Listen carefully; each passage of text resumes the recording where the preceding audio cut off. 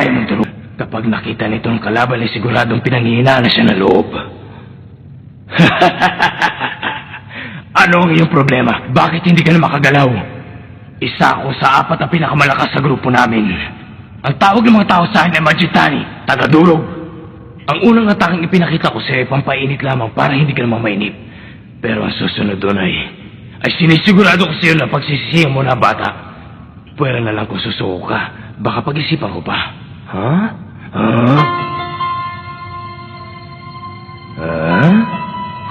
Nanigas na yata siya sa sobrang takot.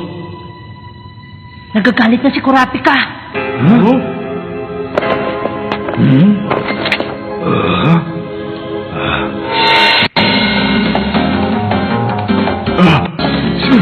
Sandali! Sandali! Tumigil ka! Huwag ka lalapit sa akin! Sino ka ba talaga, bata ka? Tumigil ka! Sumuko ka lang! Hindi na natin itutuloy! Aray! Ang sakit! 1 pesos ko pa lang naman magagamit ito sa isang araw! Tama na! Huwag mo na ako!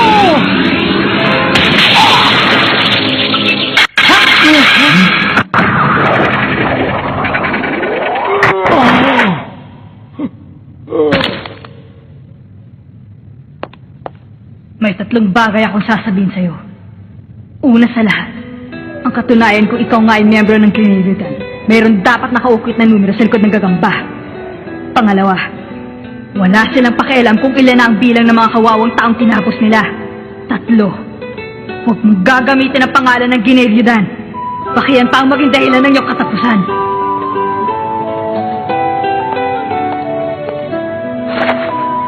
Bakit namumula ka niyong mga mata?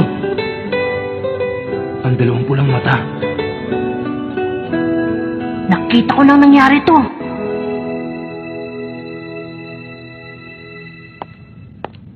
Ayos lang ba? Oo, hindi naman ako nasaktan.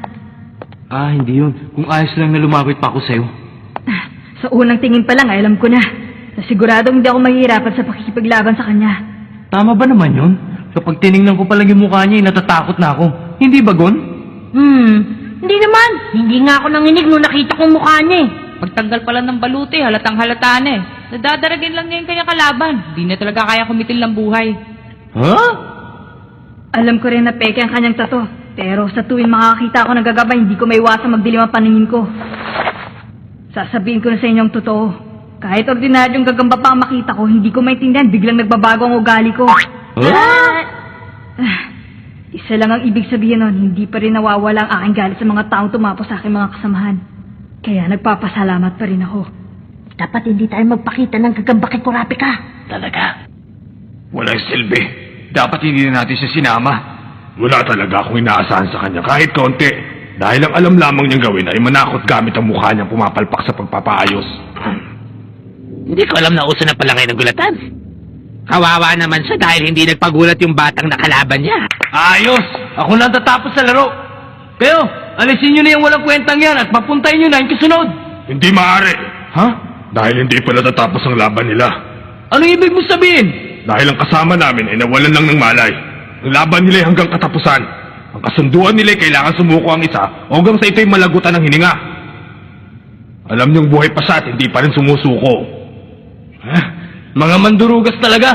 Paano, Kurapika? Puntahan mo na yung walang kwentang yun at tapusin mo ng laban mo. Tama na yun. Ha? Dahil tapos na ang aming laban. Pero Kurapika, Sa oras na makita kong sira ng loob ng aking kalaban, para sa akin ay tapos na ang aming laban. Dahil ayoko namang abusuhin ng kahinaan ng isang talunan. ano nang gagawin mo ngayon? Bahala na siya. Kapag bumalik na ang kanyang lakas, malalaman natin ang kasagutan. Sa ngayon ay ayaw ko munang gumawa ng aksyon. Ha? Kung gusto mo, ako na ang gagawa para sa'yo. Alam ko, hindi ka pa nakakitil ng buhay. Natatakot ka ba? Hindi ko inisip na karuwagan o katapangan ng pagkitil ng buhay. Ang larong ito ay sa pagitan naming dalawa. Kaya huwag mo akong pakialaman. Naintindihan ko. Hindi ko akalaing makasarili ka pala. Tama si Kilua. Alam mo naman yun, hindi ba? Na meron kang kagrupo at kailangan mo maintindihan yun. Pasensya na, hindi mo mababago ang aking desisyon. Sige! Pagbubutuhan na lang natin to. Pindutin niyo ang bilog kung gusto niyo matapos sa laro at X kung hindi. Ngayon na! Nako, bakit wala lumalabas sa monitor? Siguro dahil tayo lang ang may gusto nito. Kung ganon, pagbuto na lang natin ito sa pagtaas ng kamay. Kung gusto niyo patapusin ni Kurapik ang larong ito, hi! Pati kayo?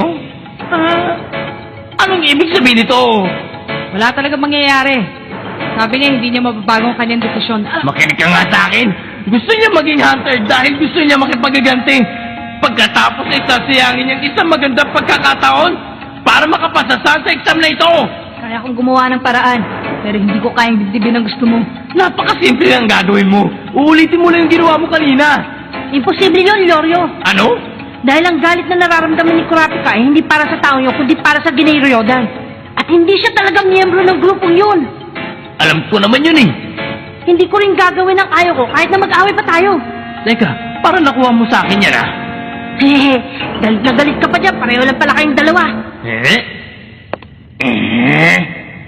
Hindi tama mamili ka ng tao. Huh? Ang lahat ng tao ay may kanya-kanyang paniniwala at layunin sa buhay. Tumigil ka! Huwag ka sasabat sa usapan namin!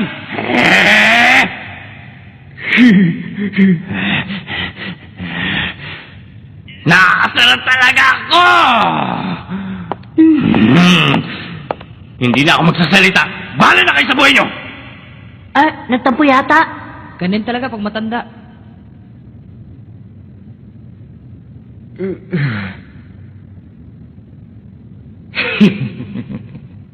Mga hangal, hindi nyo alam na utakan na nila kayo.